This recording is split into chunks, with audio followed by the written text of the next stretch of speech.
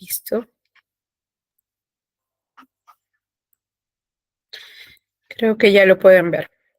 Muy bien.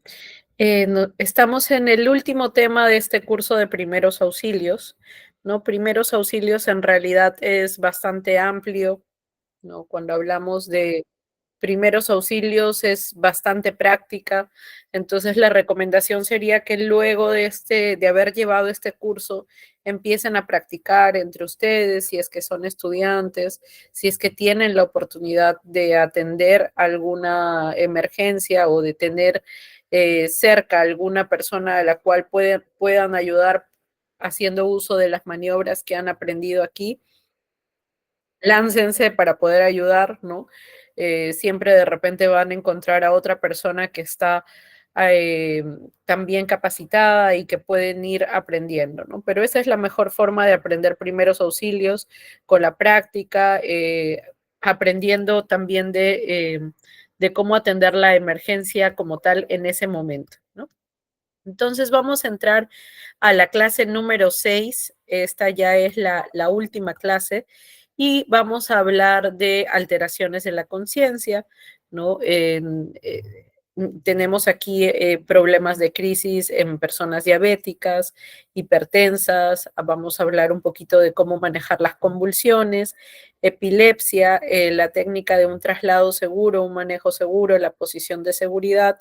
Y por último, vamos a acabar ya con hablando del botiquín de primeros auxilios, maletines de emergencia de primeros auxilios, qué tipo de elementos necesitamos en estos equipos. Así que empezamos por lo más importante, pregunta de examen, ¿no es cierto?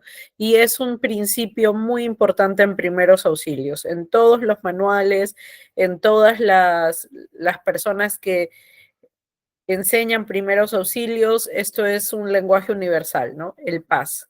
Recordemos que antes de atender una emergencia, antes de socorrer a la persona, como socorristas, como rescatistas de primeros auxilios, lo primero que debemos hacer es PAS, ¿no es cierto? La P de protege, protégete a ti mismo, ten una escena segura, trasládense a un lugar seguro que sea de seguridad tanto para ti como rescatista, como para la víctima también.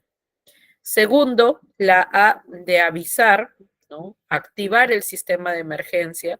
Y ya lo habíamos visto en la primera clase, que para activar el sistema de emergencia, sea el SAMU, los que son de Perú, SAMU aquí es como el 911, ¿no? Para que venga una ambulancia, personal de salud para podernos ayudar, sea que activemos a los bomberos, sea que activemos a la policía o alguna otra alerta médica, alguna otra ambulancia privada, el servicio de emergencia que decidamos activar, debemos notificarle, bueno, primero que nada, conocer bien los números de emergencia, porque si no sabemos ni siquiera qué número es, pues ahí vamos a demorar más. Entonces, siempre tener claro nuestros números de emergencia. Segundo, saber cómo reportar la emergencia, saber cómo avisar, ¿no es cierto? Describir a la víctima, describir el lugar, describir la situación, va a ayudar a que la persona que está del otro lado de la línea o el equipo de rescatistas que vengan en ayuda, pues sepan qué instrumentos traer, sepan a qué tipo de emergencia vienen, ¿no? No va a ser lo mismo, les decía desde la primera clase, venir a atender una emergencia en un recién nacido, en un lactante, que en una persona anciana. No va a ser lo mismo una emergencia cardíaca que tienen por ahí que traer un desfibrilador a una persona que tiene una hemorragia, ¿no? Entonces, importante siempre activar bien el sistema de emergencia. Y cuando ya hemos hecho estas dos primeras acciones, proteger, avisar, recién ahí pasamos como rescatistas, a socorrer. Socorrer con todas las técnicas que nosotros tengamos, con todos los conocimientos que nosotros tengamos hasta el momento, ¿no? Empezamos ahí a practicar todo lo que ya hemos estado revisando clase tras clase. Y empezamos con la valoración primaria, ¿no es cierto? Rápidamente nos vamos a lo primero que estudiamos, funciones vitales. Pulso, conciencia, respira, el A, B, C, D, ¿no? La letra A, estado de alerta. Entonces, ¿estás consciente la persona? Señor, señor, ¿cómo se encuentra? ¿Te responde? ¿No te responde? ¿Sabe dónde está? ¿No? Si te dice, que te responde la persona, te dice cuántos años tiene, te dice su nombre, está consciente, está lúcido, un check de que tiene la primera A, bien.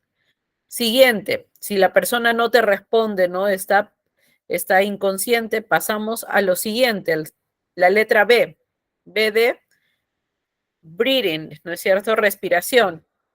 Respiración, entonces en inglés, respira, está respirando, ¿no? Pasamos a la C. C de circulación. Tiene pulso la persona, ¿no? Si la persona respira, tiene pulso, pregunta de examen creo que también era, no activamos, no iniciamos el RCP, pero la indicación para iniciar maniobras de RCP, no respira, no tiene pulso, ¿no es cierto? Entonces, importante tener en cuenta, siempre en cuenta eso. La única indicación para iniciar RCP en una persona es no respira, no tiene pulso. Entonces, luego de eso pasamos a la letra D, siguiendo el orden de la valoración primaria. A, estado de alerta, B, de respiración, ¿no? Del inglés breathing, C, circulación y D, de disability o de alguna, de la parte más neurológica, ¿no?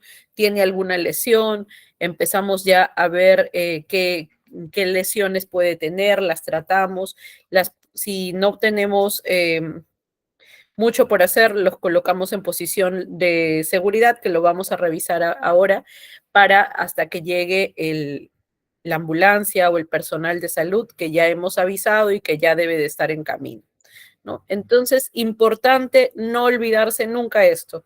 Recordemos que esto es lo principal, esto es primordial cuando cuando hablamos de primeros auxilios, es muy importante este logaritmo, ¿no? Nunca se olviden de este logaritmo, ustedes lo tienen ahí en sus manuales. Importante recordar el principio, paz, y pasamos a la valoración primaria, que es con el A, B, C, D, ¿no? Y vamos, esto se aplica para todo, no solamente se aplica para un tema de RCP, se aplica para toda emergencia, es algo estándar en cualquier emergencia o primeros auxilios que tengamos que brindar. Entonces, vamos recordando siempre este logaritmo, vamos a pasar a la parte de alteraciones de la conciencia. ¿Qué puede ocasionar que una persona altere el nivel de conciencia, ¿no? Para esto debemos saber un poquito sobre el sistema nervioso. El sistema nervioso es toda esta red de nervios, ¿no? Que está comandada desde el cerebro. El cerebro es el órgano clave en todo este proceso porque es como que nuestro disco duro, ¿no?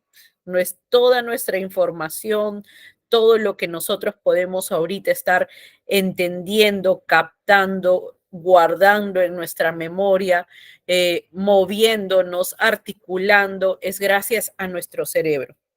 Entonces, si bien el cerebro es uno de los órganos más importantes del cuerpo, porque este es el que va a procesar toda la información y comanda, es el comandante, el líder de todo el sistema nervioso. Desde la punta de nuestros dedos que yo toco y tengo sensibilidad, el cerebro es el que está interpretando todo esto, ¿no? Entonces, los nervios son los encargados de transmitir toda esa información al cerebro. Y la conciencia es el estado en que el cerebro está plenamente consciente de las sensaciones que recibe y de las órdenes que transmite, ¿no? Nosotros tenemos en el cerebro sistemas donde se van guardando el nivel de órdenes, la interpretación. La parte frontal tiene ese nivel de conciencia que nos hace a nosotros humanos, ¿no? Y nos diferencia de un robot. Un robot es inteligente, tiene memoria, guarda la información, una computadora es lo mismo. Pero ¿qué nos hace diferentes? Este nivel de conciencia, de generar emociones, de generar recuerdos, evocar nuestras emociones nos hacen humanos. Y este sistema está dentro de nuestro cerebro, ¿no? Entonces, el, queda claro que el cerebro es un órgano de los más importantes que tenemos como humanos, y pues la pérdida o alteración de la conciencia va a dejar abolidos todos estos reflejos, ¿no? Ante un estímulo va a generar algún grado de inconsciencia, ¿no? Nosotros tenemos varios tipos de alteraciones de la conciencia, que puede ser la hipotimia, coma, epilepsia. Entonces, hay este tipo de alteraciones, son los que ya tienen un desorden a nivel cerebral, ¿no? Cuando hay algún daño, que es lo que evaluábamos en la valoración primaria con la letra D, ¿no? De disability, eh, cómo están el daño a nivel de órganos internos, veíamos las pupilas, reflejos, reflejos en el cuerpo para ver si es que hay algún daño neuronal. Entonces, aquí lo que queremos ver es cómo vamos a actuar, cómo podemos brindar los primeros auxilios en una persona que está sufriendo una lipotimia, ¿no? En palabras simples, lipotimia es la persona que sufre un desmayo, ¿no? Un coma, ¿no? Que entra en coma, y personas con epilepsia, ¿no? Que sufren de alguna alteración como estas por afectación del sistema nervioso. Entonces, vamos a pasar a ver rápidamente lo que es lipotimia, ¿no? La lipotimia es la pérdida, disminución del estado de conciencia debido al que no hay un buen flujo, un buen riego sanguíneo cerebral. Entonces, nuestro cerebro trabaja con oxígeno. De hecho, en el RCP, la maniobra de nosotros bombear, presionar al corazón para que éste siga trabajando, es para que esa sangre llegue a mi cerebro, porque mientras que el cerebro está sin su recurso base, ¿no? Que es la sangre que les lleva el oxígeno, puede sufrir daños cerebrales incluso permanentes, ¿no? Entonces, justamente por eso, esa es la finalidad del RCP, seguir bombeando la sangre para que llegue al cerebro, ¿no? Para que mantenga mi cerebro oxigenado. Entonces, justamente el desmayo, las lipotimias, son cuando en el cerebro algo pasa, que no hay un buen flujo sanguíneo, y pues no está llegando el flujo sanguíneo a mi cerebro, entonces la persona se desmaya, ¿no? Muy frecuentemente conocido como desmayos. Cae la persona, que puede esto ser a consecuencia de muchas causas. Las causas más frecuentes que ocasionan un desmayo o que pueden generar alguna disminución de este riesgo, de este riego sanguíneo cerebral, son emociones intensas, un miedo muy intenso, dolor, el hacer un ejercicio excesivo, ¿no? El sobreexigirse, el calor intenso, golpes de calor, ¿no? El estar mucho tiempo de pie, ¿no? Sin moverse, sin hacer nada, alteraciones en la presión arterial, ¿no? Y algún otro daño estructural que pueda haber también ya a nivel del cerebro como tal. Ahí hablamos de tumores y demás, ¿no? Pero algún problema, algo que está afectando que haya un buen flujo sanguíneo a nivel cerebral. ¿Es común haber visto a una persona con desmayo? Sí, ¿no? ¿Quién no ha visto alguna vez a alguna persona que se desmayó? Pero ¿qué hacemos? Todo el mundo se pone nervioso porque la persona pues estaba caminando y cae. Y no siempre va a caer en un colchoncito, no siempre va a caer en un jardín o sobre el gras, muchas veces pueden caer en zonas incluso que pueden hacerles más daño, ¿no? Entonces, ¿qué hacemos ante una lipotimia, ante un desmayo? ¿No? Puede haber unos síntomas previos que pueden darnos unos breves minutos para saber que esta persona se va a desmayar.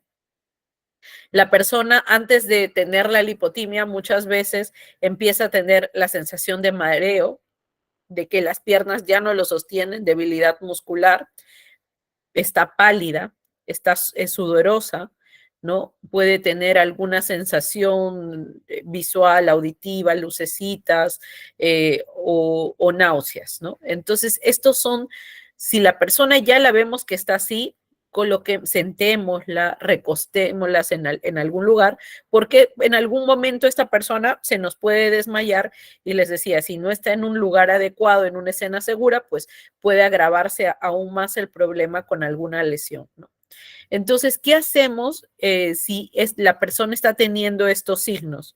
Está presentando mareo, debilidad, la vemos pálida, de pronto está sudorosa, nos dice que está por ahí viendo luces, ¿no? Escuchando algunos zumbidos, estas sensaciones auditivas, visuales, náuseas. Entonces, lo primero que debemos hacer, el modo de actuar del socorrista, de la persona que da los primeros auxilios, es tratar de acostar a la persona lo más pronto posible. La acostamos tal cual como estamos viendo en la imagen, esto de preferencia en un lugar ventilado, que esté aireado, que tenga bastante oxígeno, ¿no? Y ahí va uno de los principios que debemos evitar, porque normalmente cuando hay una emergencia, sobre todo en las calles, ¿qué pasa? Las personas rodean a la persona, uy, a ver, ¿qué pasó? ¿No? Y esto quita oxígeno a la persona que lo necesita, ¿no? Que está sufriendo por respirar bien. Entonces, debemos colocarlo en un lugar ventilado, pedir a las personas que no van a ser de ayuda, que se retiren, que den el espacio suficiente, aflojarle la ropa a la persona, ¿no? Si tiene casacas, ropas muy ajustadas, pantalones ajustados, aflojamos la ropa para que la persona pueda ventilar, pueda respirar con mayor tranquilidad. Y una técnica que hacíamos era elevar las piernas, ¿no? O la posición de Trendelenburg, si es que lo recuerdan, que era colocar el nivel de la cabeza un poquito más bajo que el de las piernas. ¿Para qué? Para que por gravedad el flujo sanguíneo sea más fácil para el cerebro, ¿no es cierto? Para que haya un mejor retorno venoso y el cerebro pueda seguir oxigenado, que es lo que buscamos en este tipo de emergencias, ¿no? Que también es una de las técnicas que aplicamos para el shock. Cuando la persona está en shock, es uno de los puntos que debemos hacer, elevar las piernas, recostar a la persona, ¿no? Eso es lo que debemos hacer ante una lipotimia. Importante no olvidar esto, ¿no? Las posiciones, porque ante un desmayo y un shock, esta es la recomendación. La postura, elevar los pies, o la posición de Trendelenburg para los que son personal de salud, que siempre recuérdenlo también. Esto ante una lipotimia. ¿Qué hacemos ante el coma, ya como tal? ¿Cuál es la diferencia del desmayo o lipotimia, ¿no?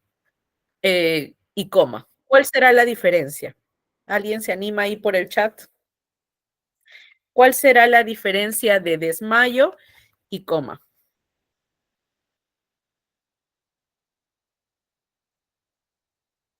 Ahí están leyéndolo. Ya lo están por ahí, está escrito también ahí, ¿no? En la lámina. La diferencia del desmayo con el coma es que esta persona en el desmayo, en la lipotimia, recuperan, ¿no? La persona no está inconsciente mucho tiempo. Puede que haya una pérdida de conciencia transitoria, 1 minuto, 2 minutos, y luego reacciona la persona, Pero cuando hablamos de coma, la persona queda en una pérdida de conciencia total, prolongada, profunda. La persona no reacciona. Es decir, la persona tiene pulso, respira, pero no está consciente. Es decir, está como dormido, ¿no? Entonces es una pérdida de conciencia de forma prolongada, profunda, a diferencia de la lipotimia, que esto es transitorio, ¿no? Puede durar unos minutos y la persona reacciona. Y en el coma no hay respuesta a estímulos externos. Muchas veces a estímulo doloroso, lo tocamos, lo movemos, ligeros peñiscones, no presenta ninguna respuesta ante una reacción o ante algún estímulo externo.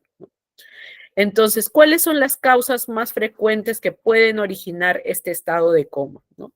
Traumatismos craneales o de la columna vertebral, caídas de altura, ¿no? Debemos tratar de evaluar muy bien porque la persona puede que quede en un estado comatoso. Exceso, intoxicaciones por alcohol, por fármacos o monóxido de carbono, ¿no? Causas metabólicas, muchas veces diabetes o enfermedades hepáticas, o causas de origen neurológico, como hablamos de personas con epilepsia, alguna embolia cerebral, un ACV, ¿no? Personas que tienen hemorragias cerebrales también pueden quedar en un estado comatoso. Entonces, muy importante entender qué hacer, cómo debemos actuar, qué hacemos ante una persona que de pronto no reacciona. Se desmayó, pero no reacciona más, la persona está como dormida. Inicio RCP, tomo pulso, escucho respiración, la persona tiene pulso y está respirando, pero está inconsciente. ¿Qué hago? ¿Doy RCP, sí o no?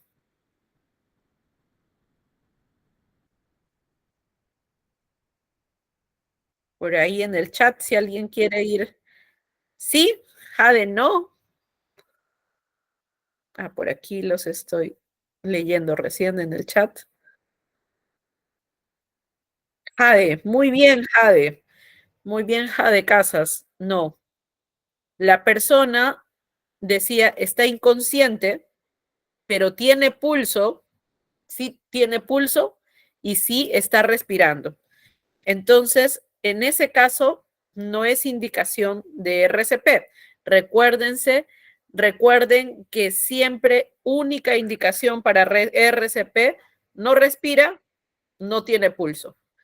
No respira y no tiene pulso, inmediatamente inicio RCP. Pero en el coma, la persona está inconsciente, pero voy a tomarle el pulso y tiene pulso. Voy a ver si está respirando y la persona respira. Entonces, esta persona en coma no amerita RCP, pero sí amerita que tengamos algunos cuidados, ¿no? Entonces, lo que hacemos en estas personas es ver si tiene reflejos o estímulos. Lo puedo mover, ¿no? Señor, ¿está despierto? ¿Cómo se llama? Si la persona pues no me responde, está dormida completamente, está en estado comatoso, entonces puedo causar algún estímulo doloroso, ¿no? No responde a estímulos, no responde al movimiento, puedo colocar un ligero peñiscón para ver si hace alguna mueca, algo de que siente, ¿no? O si se despierta ante el estímulo doloroso, pero si no responde ni siquiera a eso, ni siquiera a un estímulo de dolor, entonces lo que hago es rápidamente aflojar la ropa, ¿no? Tapar a la persona, la abrigo con una frazada y la coloco en la posición lateral de seguridad. Lo que estamos viendo aquí en estas imágenes es la posición de seguridad. Miren la pierna como está flexionada y un brazo elevado casi un poquito más de la altura de la cabeza. Esa es la posición de seguridad para estos estados. ¿Y por qué? ¿Por qué será así de costadito? Porque la persona en cualquier momento de repente va a empezar a vomitar o va a empezar, exacto, ¿no? Si empieza a vomitar y yo la tengo así boca arriba, se broncoaspira, ¿no? Entonces, si es que hay algún reflujo, si es que hay algún vómito, la persona no se va a broncoaspirar, va a vomitarlo y va el vómito a caer, ¿no? Entonces, abrigamos a la persona para que esta persona no pierda calor, no pierda no entre en un shock de por sí, la mantenemos abrigada, aflojamos la ropa y la colocamos en posición lateral de seguridad. Y ya antes de yo haber hecho todas estas maniobras, yo ya di aviso, las personas de emergencia le estarán viniendo para trasladarla hacia un hospital. ¿Me quedo la dejo ahí y me voy? No, no puedo, ¿no? Me quedo ahí con esa persona monitoreando sus funciones vitales. Me quedo al lado de esa persona monitoreando su pulso. Si tengo un pulso oxímetro, lo mantengo ahí en el dedo hasta que venga el paramédico, hasta que venga la ambulancia y se lo lleve, ¿no? Entonces, me quedo ahí con esa persona monitoreando su pulso y su respiración. Si en algún momento esta persona deja de tener pulso y deja de respirar, entonces en ese momento tendré que iniciar el RCP. Pero mientras la persona esté con pulso y respire, yo solo permanezco al lado de esa persona viendo si es que hay reacción, viendo si es que despierta y controlando sus funciones vitales. Muy bien, chicos. ¿Hay alguna duda con tema de coma? Por ahí creo que vi una consulta en el chat. Buenas tardes, Sonia, José. Erika Serna dice, cuando una persona se desmaya, ¿hacia dónde se inclina la cabeza? ¿Hacia atrás? ¿Técnica frente, mentón? Muy bien. Entonces estábamos hablando de las lipotimias, ¿no? De las lipotimias. Sí, si vemos aquí, antes de la persona que se desmaya, que tiene una lipotimia, decíamos, esto es transitorio, ¿no es cierto? Esta persona va a despertar rápidamente. Entonces, sí, lo primero, muy bien, Erika, y muy buena pregunta. Lo primero que hacemos es colocar a la persona en esta posición, técnica frente mentón. Inclinamos la cabeza ligeramente hacia atrás. ¿Para qué? Para que la lengua no vaya a obstruir las vías respiratorias, porque recuerden que era un músculo que cuando la persona está desmayada también se relaja el músculo, la lengua y cae hacia atrás, atrapando y obstruyendo la vía respiratoria. Entonces, lo primero que hacemos, así es, un check, técnica frente mentón. Pero si la persona pues ya reaccionó, eso es una lipotimia nada más. Pero si estoy evaluando a la persona y esta persona no responde, ya esto quiere decir que no es un desmayo simplemente, ¿no?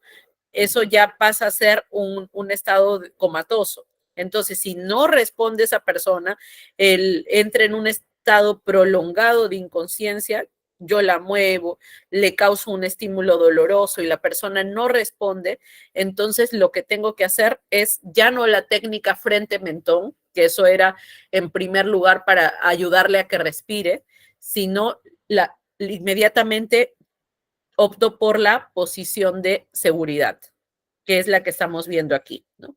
Ya cuando la persona tiene un estado prolongado de inconsciencia, lo recomendable es posición de seguridad. Cuando la persona está en shock, posición de seguridad, ¿no? Y es algo que vamos a ir revisando también.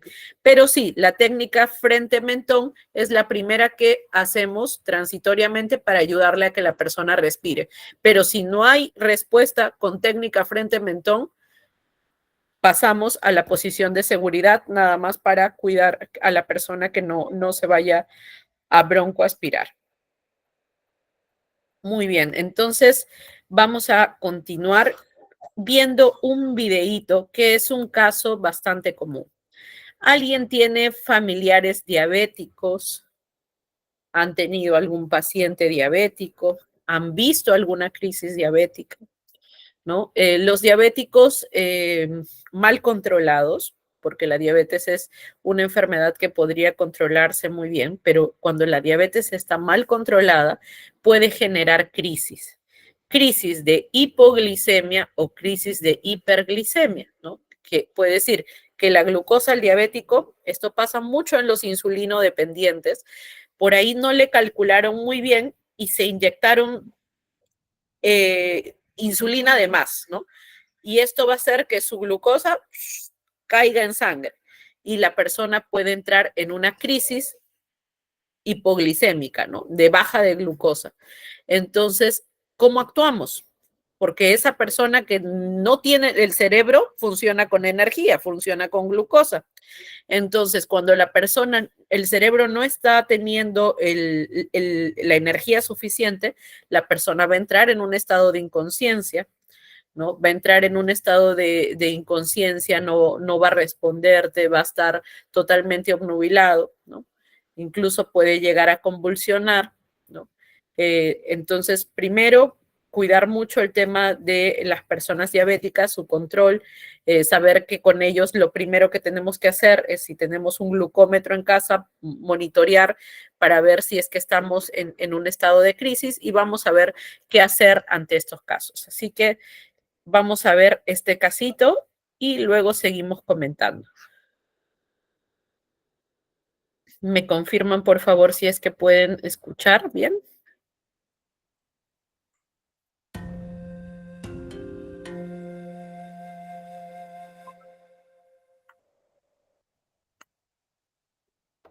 En este video aprenderás a ayudar a la víctima de una crisis diabética. La diabetes es una enfermedad que impide al cuerpo regular sus niveles de azúcar en sangre. Cuando los niveles de azúcar aumentan o disminuyen demasiado, la persona afectada podría desmayarse. Ante un caso como este, pregunta siempre a la víctima si es diabética. Si es el caso y la víctima no es capaz de medicarse ella misma, existen dos soluciones posibles. Primera situación. La víctima está lo suficientemente consciente para beber o comer. Ayuda a la víctima a sentarse. Equilibra los niveles de azúcar de la víctima dándole un alimento o bebida dulce. Si no está seguro de si el malestar se debe al exceso o a la falta de azúcar, parte de la idea de que se trata de una falta, ya que en estos casos la vida de la víctima corre peligro. Cuando el malestar haya pasado, deja descansar a la víctima y pide una opinión médica.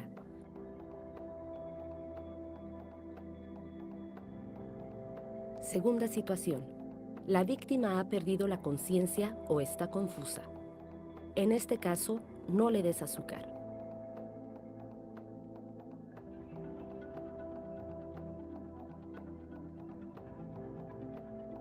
Coloca a la persona en posición lateral de seguridad. Llama inmediatamente a los servicios de urgencias.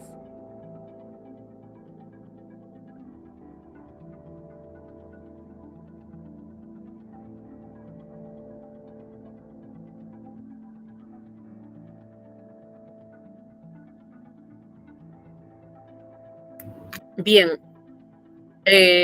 para relatar un poquito, no sé si pudieron ver en el video, es una persona diabética que está presentando una crisis, ¿no es cierto? Está presentando una crisis.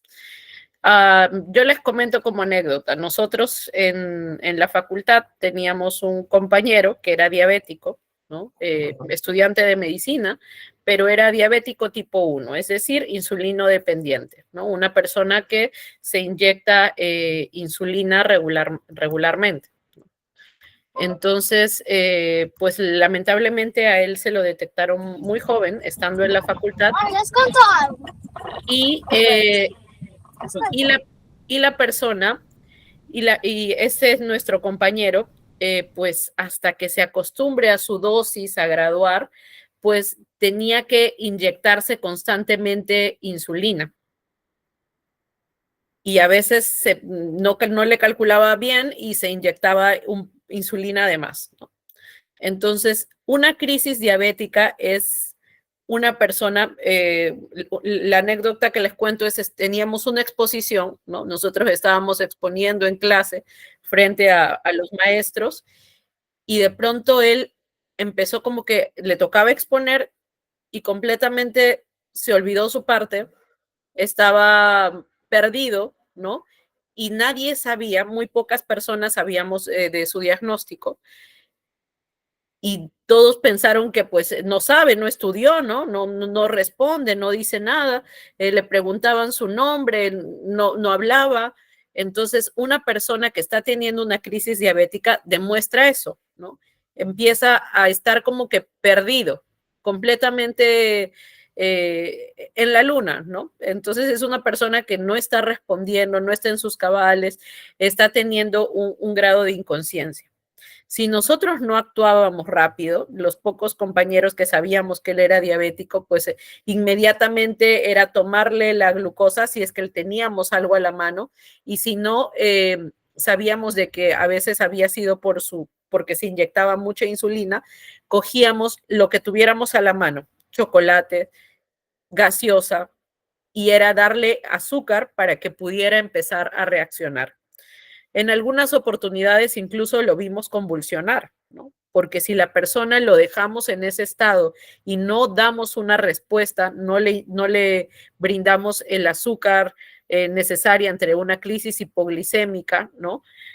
No lo hidratamos el líquido si más bien el azúcar está muy alta o se coloca la insulina, entonces la persona pasa al siguiente estado que es ya la convulsión. Entonces, es muy importante en las personas diabéticas tener cuidado con estos manejos y nosotros saber cómo ayudarlos. Ya luego de un tiempo, él empezó a usar una manilla donde notificaba de su condición, ¿no? Entonces, siempre es importante porque no sabemos en qué momento te va a dar esa crisis, ¿no? A las personas que son diabéticas o que tienen alguna otra condición especial como epilepsia o alguna enfermedad neurológica, es importante también que estén identificadas. ¿Para qué? Para que cuando lleguen a un servicio hospitalario no piensen que es otra condición, ¿no? En algún momento cuando lo llevamos al hospital, pues lo veían joven y así todo inconsciente, pensaron de que intoxicación por alcohol. Y pues él no tomaba, ¿no? No tomaba nada de alcohol, pero era parte de su diabetes. Entonces, importante saber que esté identificada esa persona que es diabética para que sepan qué tratamiento le puedan dar, ¿no? Esto es muy importante cuando hablamos de crisis diabéticas. Decíamos, si la persona incluso no es tratada, pasa a la siguiente fase, que es una crisis convulsiva, ¿no? Y esto es común también, muchas veces en la calle o en algún lugar vamos a toparnos con un escenario de una persona epiléptica, ¿no? Lamentablemente es triste porque hay muchas personas con epilepsia en el Perú y nosotros no sabemos cómo actuar, ¿no? Los ven incluso como discapacitados, no les quieren dar trabajo, les tienen miedo a que les vaya a dar pues esta crisis y que empiecen a convulsionar y se hagan daño, ¿no? Entonces es muy importante, en vez de generar ese prejuicio, que sepamos cómo actuar, cómo ayudar a una persona que sufre de epilepsia. En primer lugar, las personas que tienen epilepsia pues deberían estar identificadas, ¿no? Siempre para saber cómo ayudarlas. Entonces, la epilepsia es una enfermedad que afecta el sistema nervioso central. Esta se caracteriza por tener crisis convulsivas, ¿no? Estas crisis pueden ser locales como generales. A esto hablamos que pueden ser a crisis que solo muevan una parte del cuerpo, como sacudidas convulsivas de todo el cuerpo, ¿no? Desde la cabeza hasta los pies empiecen a tener convulsiones o sacudidas muy rudas, ¿no? Y en este momento de la convulsión, de la crisis, la persona tiene una pérdida de la conciencia, es decir, no recuerda hasta que se cayó y pues no recuerda más, ¿no? Cuando la persona despierta de esa convulsión, no recuerdan lo que pasó, solo recuerdan que se cayeron o el aura previa a la convulsión, ¿no? Entonces, estas son contracciones. Recuerden que nuestro cerebro es comandante de toda la red de nervios que ellos están en todo, desde la punta de nuestros dedos hasta la punta de los pies, tenemos nervios. Entonces, estos nervios contraen, mandan como que descargas eléctricas en nuestros músculos, los cuales empiezan a generar movimientos involuntarios, anormales, sacudidas, que estas tienen origen en realidad en el sistema nervioso, ¿no? Entonces, la epilepsia es la causa más frecuente de convulsiones, pero no es la única. Hay algunas otras causas que ocasionan convulsiones también, ¿no? Pero muchas de estas convulsiones están asociadas a enfermedades epilépticas. ¿Qué hacemos para ayudar a estas personas? ¿Qué hacemos si estamos en la calle y de pronto una persona empieza a tener un ataque de convulsión, una crisis epiléptica, ¿no? El modo de actuar del socorrista de primeros auxilios ante una persona que está padeciendo una convulsión, ante todo, es autoprotegerse, ¿no? Porque la persona, pues, está involuntaria. Si te da un patadón por ahí, pues es involuntario, no depende de esta persona, ¿no? Su cuerpo, ella está inconsciente, está dando sacudidas que no las puede ni él mismo controlar. Entonces, siempre autoprotegerse, entrar en una escena segura. Estas personas normalmente el epiléptico como que ya conoce en qué momento tiene un aura que empiezan por ahí a tener o alteraciones visuales o auditivas que como que les avisan de que van a sufrir una convulsión, ¿no? Entonces, si nosotros logramos captar a esa persona momentos previos a la convulsión, pues obviamente es llevarla a un ambiente tranquilo, recostarlo en el piso, le aseguramos la cabeza, ¿no? Colocarlo en un lugar donde no se va a hacer daño, no se va a golpear al estar teniendo estos movimientos. Pero si ya lo encontramos a la persona que se cayó, pues lógicamente lo que vamos a tratar de hacer es protegiéndonos nosotros mismos, acercarnos con mucho cuidado y tratar de arrastrar a esta persona hacia un lugar seguro. Ahí estamos aplicando la primera P, ¿no? De paz, protégete, escena segura. Una vez que ya estoy en esa escena segura, doy aviso al sistema de emergencia que voy a empezar a atender. Hay una persona epiléptica de aproximadamente unos 30 años, estoy en el distrito de San Miguel, cerca de Plaza, entonces explicándoles todos los lugares para que me puedan venir a socorrer o ayudar y a luego trasladar a esta persona. Importante, reglas importantes cuando tratamos a una persona con epilepsia, con convulsión. Nunca tratar de sujetar a esta persona. A veces hemos visto errores en personas que quieren ayudar, ¿no? A una persona epiléptica, cogiéndole los brazos, las piernas para que la persona no se sacuda, ¿no? Entonces, no, la idea no es tratar de sujetar, de amarrar a la persona para evitar estas sacudidas, sino que la idea es que estas sacudidas no le ocasionen una lesión a la persona, ¿no? No vaya a generar algún daño. Entonces, esa es la técnica, el objetivo principal, evitar que la víctima, que la persona epiléptica no se lesione, ¿no? Observando todo el entorno, retirando todo lo que lo puede dañar a su alrededor. Si tenemos un objeto blando, ¿no? Como un pañuelo, un apósito de gasas, ¿no? Lo colocamos en la boca para que no se muerda la lengua, porque les decía que, lo vengo repitiendo en varios momentos, la lengua es un músculo y cuando la persona está inconsciente, se desmaya, la lengua como un músculo se suelta y al tener la lengua pues completamente relajada, suelta, la mandíbula que está contrayéndose puede llegar a masticar su lengua y generar un daño mayor, un corte, una hemorragia, sangrados. Entonces, lo que tratamos de hacer es proteger la lengua con un pañuelo, colocándole algún objeto para que no se la pueda masticar en estas sacudidas que va a tener a nivel de la mandíbula, ¿no?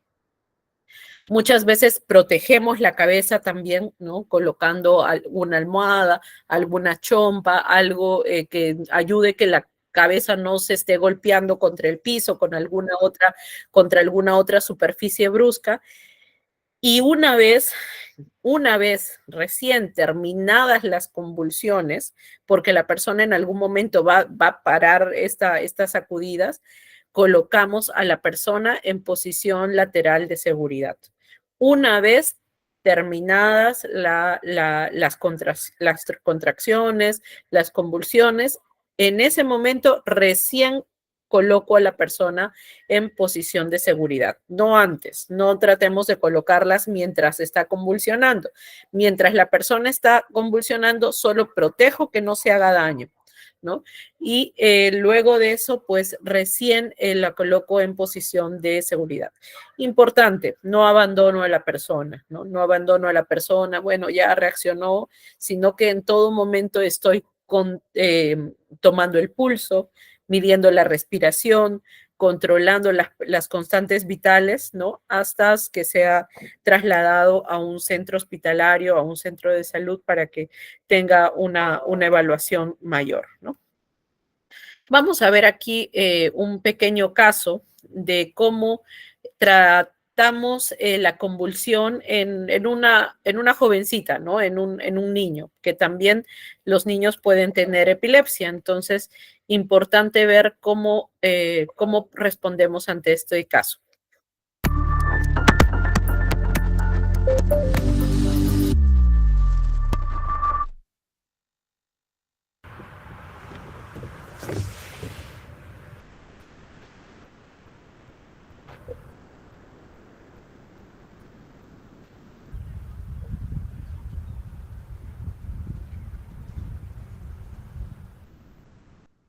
Ahora vamos a hablar sobre las convulsiones en niños. Hay muchas cosas que pueden causar una convulsión, podríamos enumerarlas todas, y son tan variadas, es increíble. Pero la cuestión es, ¿qué hacemos con el paciente que tiene una convulsión? ¿Y cómo sabemos cuándo llamar al 911? Muy rara vez tendremos un niño epiléptico que tenga una política que les dan a los educadores, donde no se supone que llamen a la ambulancia, porque se sabe que es epiléptico y hay un modo de tratarlo. Pero en la mayoría de los casos, y especialmente cuando no sabías que el niño era epiléptico o que había una política establecida, simplemente vamos a avanzar y tratarlos como si esta fuera su primera convulsión, sin importar cuál fue la causa. Vamos a asegurarnos de que la escena es segura, nuestro protector de RCP está disponible en caso de que esté en paro cardíaco, y vamos a seguir adelante y empezar a tratar al paciente con convulsión. Lo primero que queremos asegurarnos es que no haya nada que rodea al paciente que está sufriendo una convulsión que podría dañarlo más, como objetos punzantes, sillas, metales puntiagudos. En este caso estamos en un patio de juegos, tal vez está demasiado cerca del pasamanos. Y hay diferentes tipos de convulsiones. Hay convulsiones de ausencia, convulsiones mayores. Están las tónicas y las clónicas, o solo las tónicas. Las toniclónicas son una especie de contracción y liberación. Contracción y liberación. Vimos un poco de eso cuando ella estaba como golpeando su cabeza en el suelo, pero no era realmente exagerado. Era más como una especie de convulsión moderada. Pero si son realmente tónicas y luego clónicas y está convulsionando fuerte, podría estar causando más lesiones secundarias, simplemente porque nada la está protegiendo durante la convulsión. En ese caso, si tuviéramos algo suave, podríamos colocarlo bajo su cabeza, enrollar un abrigo, una sudadera, una toalla, un pañal. Si no tenemos otra cosa, ahuecamos las manos debajo de su cabeza, de modo que haya algo más suave para la comodidad de su cabeza para que no tenga una conmoción cerebral. Después de que la convulsión ha pasado, es cuando encaramos la evaluación secundaria y sabremos con qué estamos lidiando y vemos si hay lesiones importantes o sangrado. Nos aseguraremos de ver si hay algo que está obstruyendo sus vías respiratorias.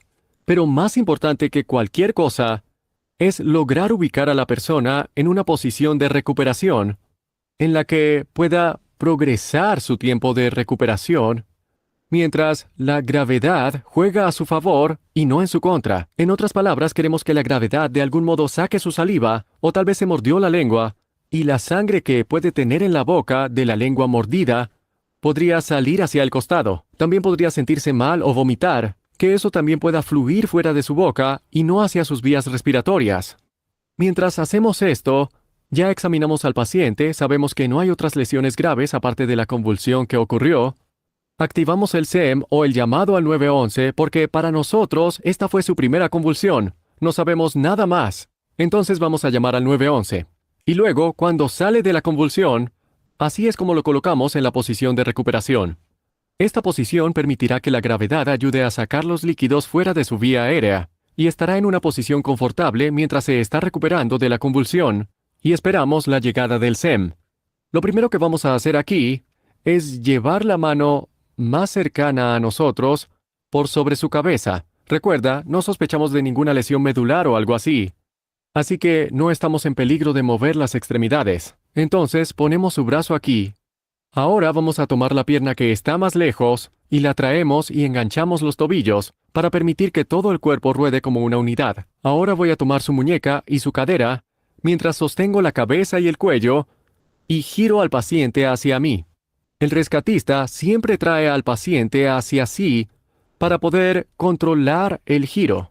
Si yo tratara de girarla al otro lado, existe el riesgo de que no gire coordinadamente y nos arriesgamos a que ruede toda la vuelta sobre su cara y no queremos que eso suceda. También me gusta mantener mi vista en su expresión y su cara para ver si hay algún signo de dolor o de respuesta, así que este es el método de rodar a un paciente.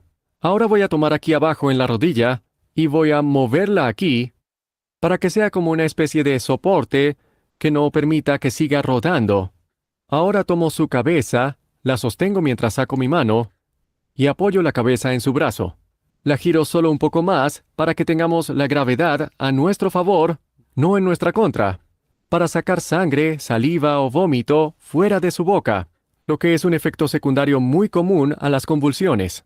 Ahora, algunas cosas a tener en cuenta. Hablamos de sangre en la boca. Eso suele ser porque se muerde en la lengua. Es muy común. También podría romperse un diente. Hace años, se entendía que debíamos poner unos bloqueadores de mordida en el lugar para prevenir que eso sucediera. Ya no ponemos nada en la boca del paciente que sufre convulsiones. No intentamos poner nuestros dedos allí dentro, no ponemos ningún protector de mordida, ni lápices o peines o cepillos, nada. Solo mantenemos la boca de la persona tan segura como podemos y lidiamos con ello después del hecho. Mantener esta posición de recuperación ayuda a abrir sus vías respiratorias, pero si esta persona llegara a tener cualquier problema, podríamos girarla nuevamente sobre su espalda y luego podríamos comenzar nuestra evaluación y tratarla en consecuencia, si dejara de respirar, perdiera el pulso o algo así. Recuerda, es importante que si el paciente está convulsionando, no tratemos de contenerlo. No estamos intentando evitar la convulsión, solo estamos intentando mantenerlo a salvo mientras sucede la convulsión. Luego, cuando eso pasa y está en la fase de recuperación, la volvemos a colocar en la posición de recuperación y esperamos la llegada del SEM. Muy bien, lo importante y lo que quería que ustedes vean en este video era la posición En la que, en cómo fuera de su vía aérea, y en estará en cómo una posición voltea a la persona.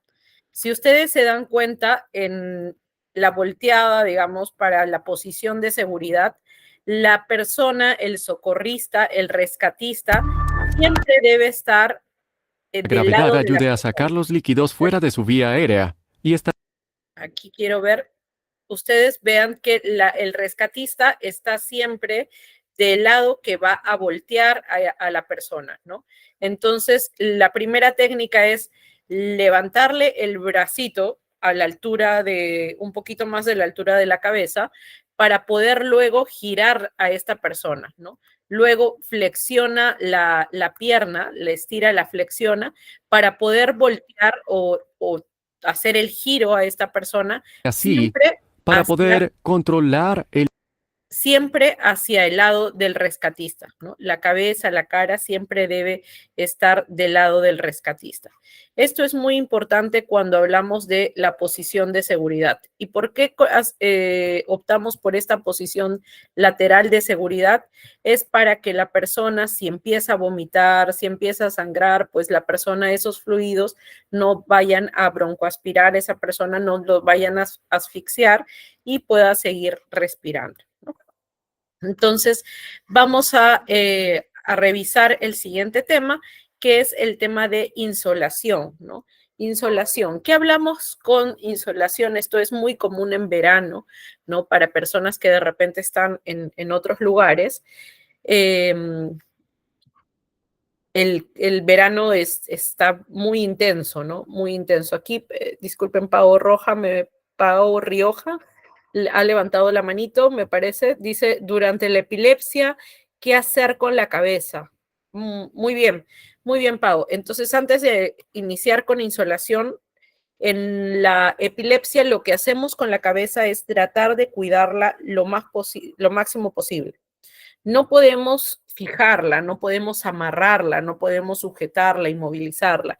Lo que hacemos es, si tengo una chompa, la coloco de repente a modo de una almohadita para que las sacudidas no se vaya a dar contra el suelo o contra algún otro objeto. Recuerden que el objetivo de proteger a la persona durante una convulsión es cuidar a esta persona que no se vaya a lesionar con algo, ¿no?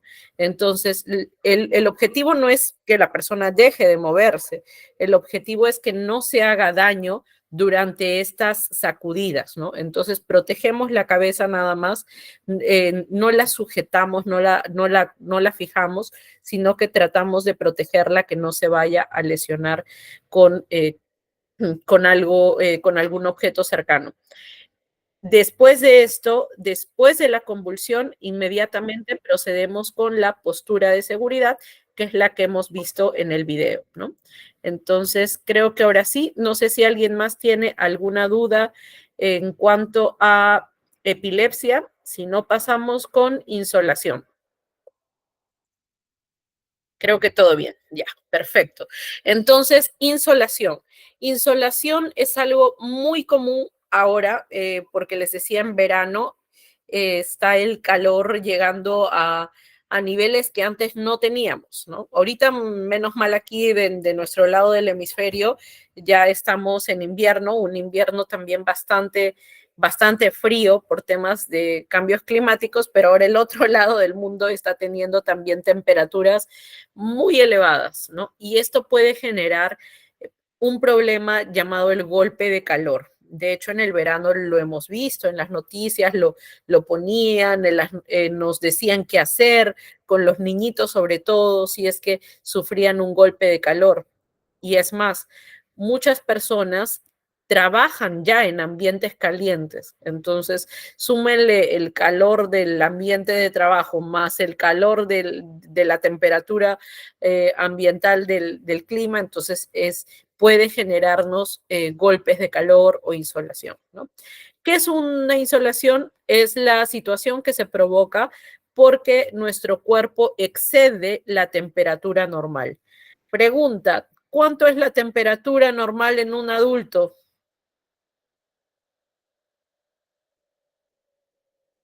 ¿Alguien se anima? Temperatura normal en un adulto. A ver, chicos. Primera clase. Muy bien, Jade, muy bien, Carlos, Melissa, muy bien. Estamos hablando de 37, 36 grados, es normal, ¿no? Arriba de 37,5 hablamos febrícula, arriba de 38, fiebre. Muy bien, excelente. Entonces, un golpe de calor es cuando excedemos estos grados centígrados. Es decir, nuestro cuerpo está como que en 39, 40, 41, como que en un estado febril permanente, ¿no? Entonces la persona está tan caliente que puede ser una exposición prolongada al calor, un sobreesfuerzo o por el consumo incluso de algunas drogas, como el éxtasis, ¿no? Entonces la persona tiene de frente un golpe, no logra regular, nuestro cuerpo tiene un termostato y no logra regular esta temperatura, y la persona se va a empezar a deshidratar, lo que luego va a llevarle en un problema mayor, incluso puede llevar a un shock, y del shock puede llevarnos a la muerte si es que no lo sabemos controlar bien, ¿no? Entonces, importante saber qué hacemos con una persona que está teniendo un golpe de calor, ¿no? Entonces, vamos a ver aquí algunas medidas que podemos optar, ¿no? Bueno, las situaciones que pueden sufrir una persona, ¿no? Que las causas son exponerse en lugares de temperatura elevada, ¿no? Alto grado de humedad, luz solar intensa, ¿no? Hablamos de las zonas tropicales, en la selva. ¿La selva cuánto está? Puede llegar arriba de los 40 grados, ¿no? En verano. Entonces, esos son lógicamente los lugares más propensos a sufrir un golpe de calor. Imagínense personas que tengan que estar trabajando a plena temperatura debajo del sol en el campo, arriba de 40 grados, ¿no? Entonces, en zonas tropicales pueden ser más susceptibles a tener estos problemas. Esfuerzos físicos excesivos, es decir, personas que son deportistas, salen a trotar. Lo recomendable es no exponerse en horas pico de radiación, en horas pico donde hay más calor, que hablamos desde las 9 de la mañana hasta las 2 de la tarde, es la zona donde hay mayor cantidad, no solo de radiación solar, sino también de calor, ¿no? Entonces, importante, los deportistas en verano, controlar que no sean en estas horas de mucho calor. Luego hablamos de climas calientes, húmedos, falta de líquidos y sales, ¿no? En lugares que son cálidos, condiciones de consumo de alcohol excesivo y algunas condiciones de trabajo también, porque les decía, hay lugares de por sí, minas, personas que tienen que entrar a socavones, túneles donde son muy calientes, les puede generar calor, personas que trabajan cerca de hornos, los panaderos cerca de nuestra casa en verano, imagínense, estar torneando todo el día cerca de una persona, las personas que trabajan en restaurantes, cocinas, ¿no? Entonces son las personas que son más susceptibles a tener estas situaciones o estos golpes de calor.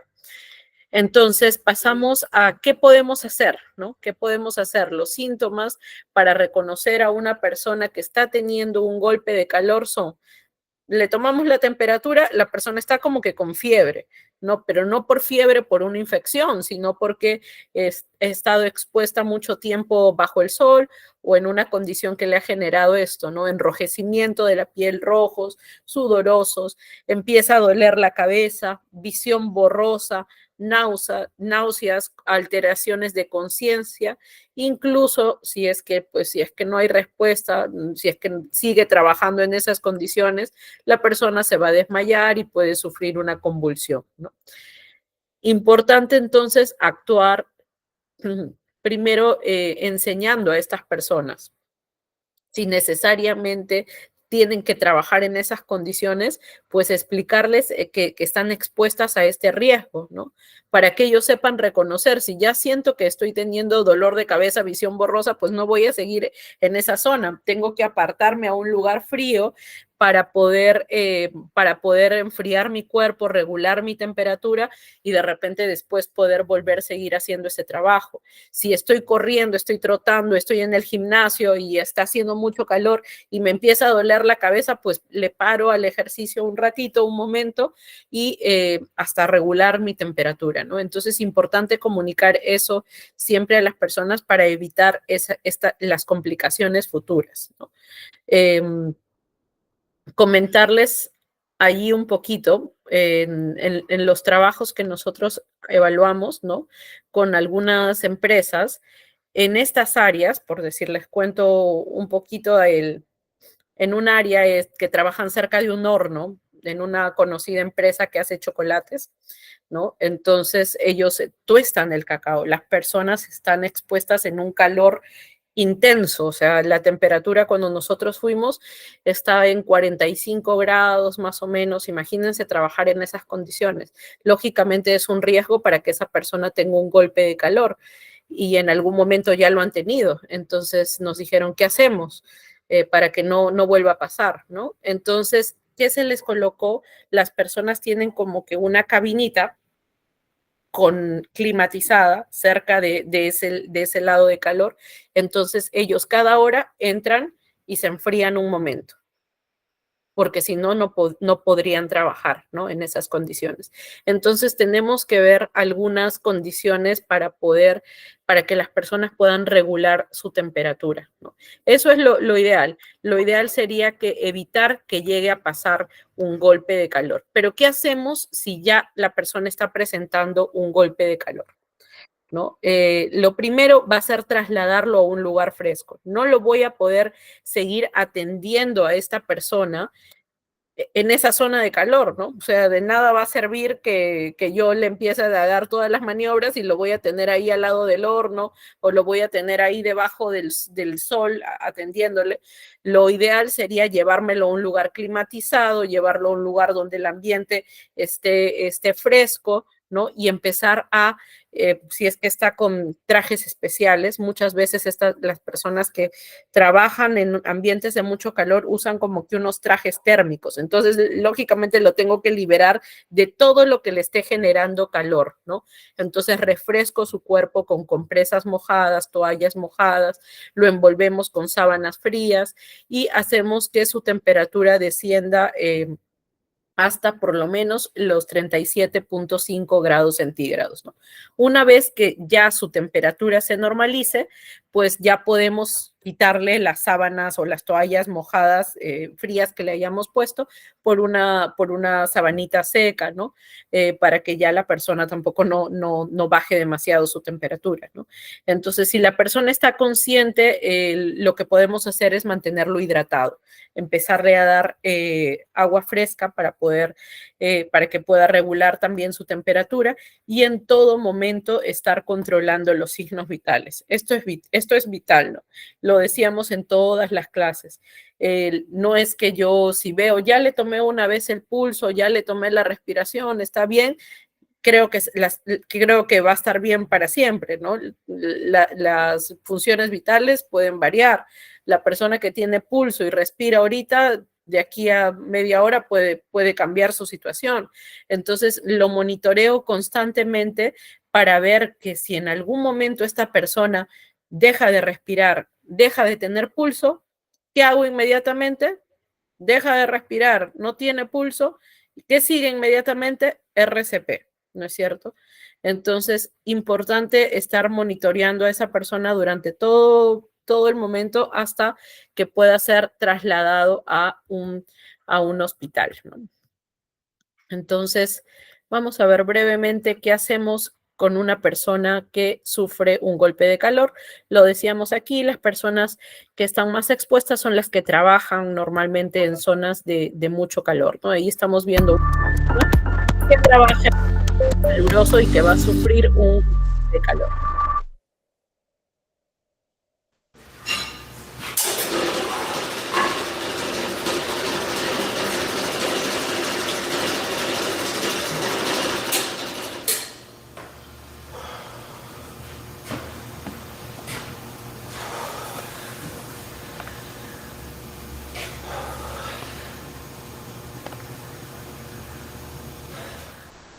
Ahora hablemos de emergencias relacionadas con el calor. Obviamente tenemos un caballero aquí que ha estado trabajando en la prensa, es un ambiente caluroso y podemos decir eso porque está sudando profusamente.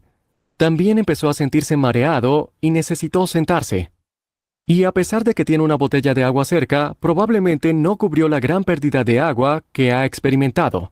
¿Cuáles son algunos de los signos y síntomas de agotamiento por calor? Obviamente sudoración profusa, mareos, sed y calambres.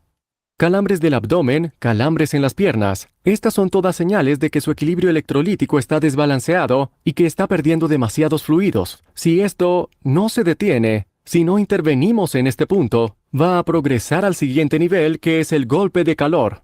y que es diferente en que pasa de estar húmedo a estar seco, en la mayoría de los casos, deja de sudar porque no tiene suficientes líquidos para perder y cae inconsciente.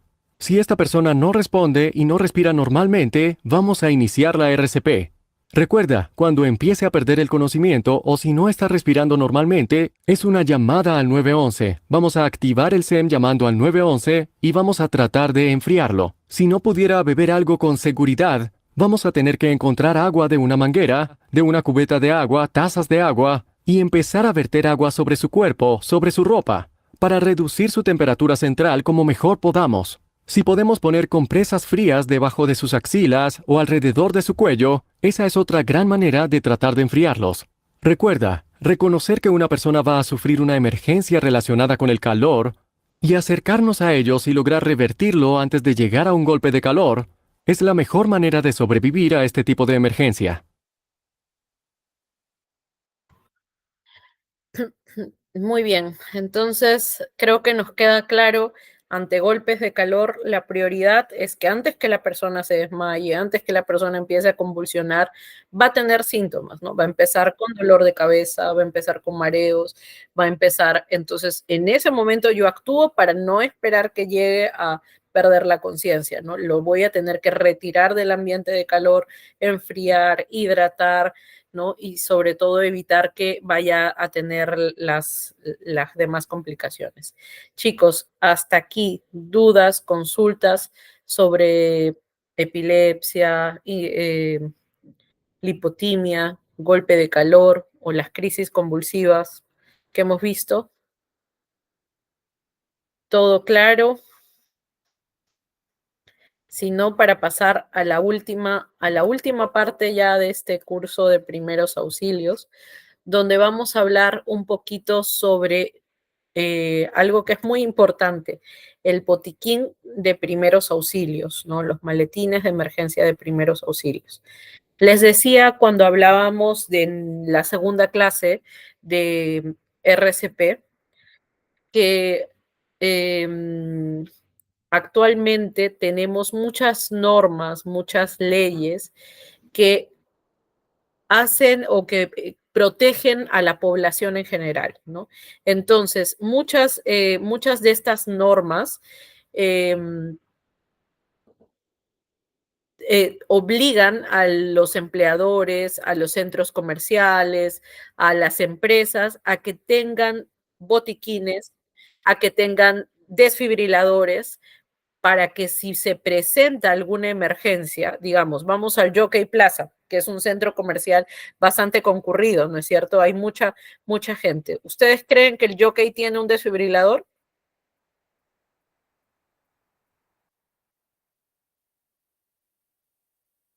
De hecho, ¿no? Obviamente el jockey tiene ahí médicos, ambulancia, tiene que tener porque muy bien Carlos, porque las normas se lo exigen. De aquí a algún tiempo, como habían muchas emergencias y de repente no estaban preparados, estos centros comerciales, estas grandes empresas tienen que tener respuestas para poder auxiliar a las personas. Y es allí donde es importante también que ustedes estén capacitados, ¿no? En primeros auxilios, porque el material va a haber, vamos a tener de repente a la mano un botiquín, vamos a tener de repente, como les decía, a la mano un desfibrilador, pero necesitamos gente que sepa utilizar, que sepa coger el maletín y saber qué hacer, que sepa coger el desfibrilador y utilizarlo, ¿no? Entonces es importante tener en cuenta primero, ¿qué debe contener un botiquín de acuerdo a lo que nos pide las normas, ¿no? Entonces, el botiquín es un elemento, es un kit de primeros auxilios porque nos va a ayudar a tener los utensilios indispensables para poder dar respuesta a la emergencia, ¿no? Hay una norma que es la que regula esto, que es la norma ANSI, ¿no? Del 2021, donde nos dice cuáles son los utensilios mínimos que debe contener este maletín o este kit de primeros auxilios, ¿no? Entonces, la norma aplica para todos los entornos de trabajo, tiene los requisitos mínimos, designa el tipo, la cantidad de artículos que debe tener cada uno de ellos, y también nos dice que el contenedor, es decir, el kit donde estén todos estos utensilios debe ser portable, es decir, puedo trasladar de un lado a otro, debe ser resistente al agua, a la corrosión, resistente al impacto, ¿no? Entonces es importante que tengamos un buen botiquín. Antes había estos botiquines antiguos de maderita, pero de repente no son portables, están ahí para colgarlos, para empotrarlos, ¿no? Entonces el botiquín debe ser algo que yo lo pueda trasladar de un lado a otro a la emergencia. Entonces es importante tener en cuenta esta norma cuando voy a habilitar botiquines en algún lugar, ¿no? Entonces los botiquines se clasifican en clase A y clase B. La clase A es la opción más básica, es decir, un botiquín, un equipito que va a estar con lo mínimo necesario para lesiones comunes en lugares de trabajo. Hablamos de cortes, rasguños, heridas, curitas, ¿no? Entonces, este tipo de botiquines son los de clase A, lo básico. Clase B son los que ya se tiene suministros adicionales para lesiones más graves. Ahí estamos hablando básicamente de maletines ya de emergencia, incluso tenemos epinefrina, algunas ampollas, férulas, cabestrillos, para manejar lesiones más graves, ¿no? Entonces, botiquín clase A, botiquín clase B. ¿Cuántos tipos de botiquines existen? La ANSI, recuerden que es la entidad que da esta norma que regula los botiquines, nos dice que hay 4 tipos, ¿no? El primer tipo es de uso interior, ¿no? Que no están diseñados para ser portátil, solamente para montarse en un lugar de fácil acceso, que lógicamente no tengan ningún peligro, ¿no? Que son estos que les decía que vemos de maderita a veces que están ahí colgaditos, donde yo puedo ir y coger un algodón, una gasita, ¿no? Botiquines tipo 1. Botiquines tipo 2 es el de uso en interiores, ¿no? Y que no están sujetos a ningún peligro, son portátiles y deben de tener asa de transporte. Entonces, tipo 2 los puedo llevar de un lado a otro. Tipo 3 ya los utilizo en interiores, es decir, en oficinas interiores como en exteriores, y deben de mantenerse protegidos de los peligros, resistentes al agua, porque van a estar a la intemperie muchas veces, deben de soportar la lluvia y demás, ¿no? Botiquines tipo 4 diseñados para sitios de trabajo de construcción, sitios de riesgo, hablamos, muchos de esos a veces también se usan en minas, ¿no? Que deben de ser portátiles, resistentes al agua, son mucho más completos, ahí hablamos de los botiquines más resistentes y completos que pueden haber. Entonces, dependiendo de la clase, cada lugar podrá implementar el tipo de botiquín que le corresponde, ¿no? Los locales de primeros auxilios disponen como mínimo de un botiquín y una camilla, una tabla rígida, ¿no? Y también fuentes de agua potable que deben de estar próximos a los lugares de emergencia de fácil acceso para que estén disponibles de poder evacuar a una persona, ¿no? Esas son las consideraciones generales en cuanto a los botiquines. ¿Qué son importantes, no? El contenido de los botiquines, aquí tenemos un botiquín básico, que es lo que debe llevar: guantes, triángulos de vendajes, curitas, mascarillas, toallitas limpiadoras sin alcohol, bolsas plásticos. De hecho, acá tenemos también lo que se puede incluir, ¿no? Yodopovidona. Si en uno más completo, como les decía, si vamos a ver lesiones más graves, podemos incluir equipos como el glucómetro, el pulsoxímetro, tensiómetro, estetoscopio, pinzas, ¿no? Algunos medicamentos, ya ampollas para revertir alguna convulsión, ¿no? Que esto ya lo utiliza más el personal de salud como tal. Aquí están las bases legales, ¿no? Que nos hablan de lo mínimo que debe contener un botiquín. Nos dicen todas estas bases legales que deben de tener las empresas de construcción, los eventos de tipo conciertos, los shoppings, los centros comerciales, están obligados a tener botiquines, ¿no? Entonces, este es el listado, ustedes lo tienen, un botiquín en una empresa mínimo o en un centro comercial mínimo debe contener esto, deben de tener una hojita similar a esta donde mes a mes, mes a mes se controle. Está vigente el producto, está vencido, lo debo retirar, ¿no? Entonces debe de llevar un control. Como también el botiquín vehicular tiene otro contenido que debe de llevar, ¿no? Los carros, las certificaciones, cuando van a hacer transporte público, sea una cúster, una combi, un bus, deben de tener su botiquín, es algo que les piden para su certificación, ¿no? Entonces ahí están los insumos mínimos que debe de tener un botiquín vehicular y pues eso es lo que exige la norma, ¿no? Que debe de estar organizado, limpio, en buen ubicado y de fácil acceso. Ahora, hablando ya a cada uno de ustedes. La norma nos pide esto, les obliga a las empresas a tener, pero nosotros en nuestras casas tenemos un botiquín, sean ustedes conscientes, ahí no necesito que me respondan, pero analicen ustedes mismos, mínimo, ¿tienen su mochila de emergencia, chicos, en su casa? Muchos de ustedes me comentaron que eran estudiantes de salud. Entonces, el estudiante de salud en general, lo digo tanto de medicina, enfermería, técnicos, paramédicos y, y, y público en general, en todas las personas de cualquier profesión, debemos de tener la mochila de emergencia, ¿no? Ya para el personal de salud sería pecado no tener sus maletines, así que importante habilitar.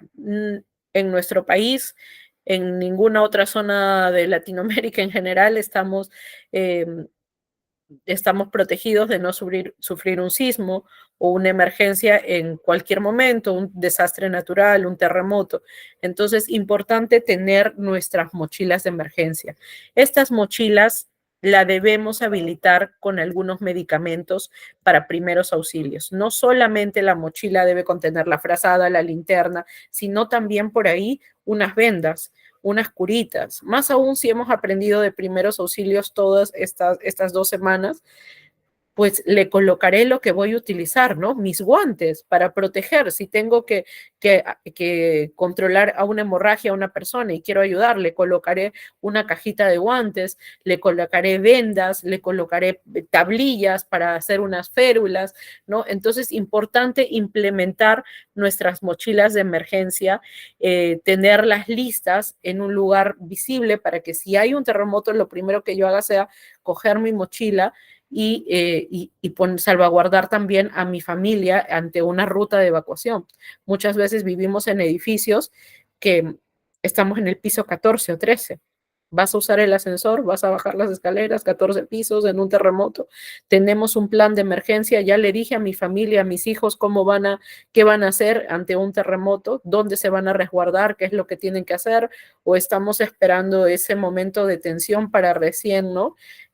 Ponernos a salvaguardar. Entonces, importante tener ese plan en nuestras familias, en nuestro vecindario, practicar, para eso están los simulacros y como personal de salud también entramos ahí en primeros auxilios, porque ante una emergencia nosotros damos la respuesta con las víctimas, con los heridos, con las lesiones para poder evitar esto, ¿no?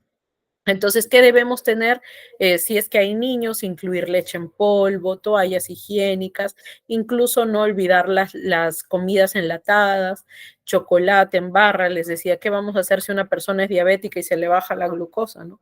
Debo de tener una botellita de gaseosa, un chocolate para poder auxiliarla. Entonces, importante tener estos artículos no solo de higiene, sino también de primeros auxilios, un botiquín en nuestra mochila de emergencia, bebidas, alimentos no perecibles, ropa, abrigo, dinero en efectivo, que muchas veces cuando caen todas las redes, pues nos van a ser útiles, equipos de comunicación, linternas, radios, y estos son algunos de los instrumentos con los que podemos equipar nuestra mochila de emergencia, ¿no? Estas son las mochilas que nos recomiendan en INDECI, lo mínimo que debe de tener, y siempre nuestra mochila debe contener el botiquín de primeros auxilios, ¿no? Importante implementar, si no lo tenemos, hemos tenido recientemente un terremoto en Chile, ¿no? De 7 grados, entonces es importante nosotros no esperar la emergencia para poder implementar esto. Y por último, ya para terminar la clase, voy a compartir esto. Esto es una ruta de evacuación en un edificio, ¿no? Ellos ya hicieron su protocolo. Les decía, nosotros en nuestras casas sabemos cómo evacuar, nuestra familia sabe qué hacer si empieza a haber un terremoto, qué hacemos, sabemos para dónde vamos a dirigirnos, cuáles son nuestras zonas seguras, qué vamos a hacer. En nuestros lugares de trabajo nos han capacitado y sabemos cómo evacuar si estoy en el hospital, si estoy en una empresa, sé cómo voy a evacuar. Entonces, este modelito. En caso de sismo, amenaza de bomba o explosión, protéjase primero debajo de los escritorios y espere las instrucciones de los brigadistas. El ministerio cuenta con 2 salidas de emergencia en cada piso en el costado oriental del edificio. Una vez dada la orden de evacuación, diríjase en silencio hacia ellas, ubicando una de sus manos sobre su cabeza y la otra sobre el hombro de la persona que se encuentra delante de usted. Las rutas de evacuación conducen a la salida de emergencia ubicada en la carrera 7ª. Luego diríjase a la Plaza de Bolívar y ubíquese a un costado de la estatua de Simón Bolívar. Recuerde que los visitantes son responsabilidad de los funcionarios.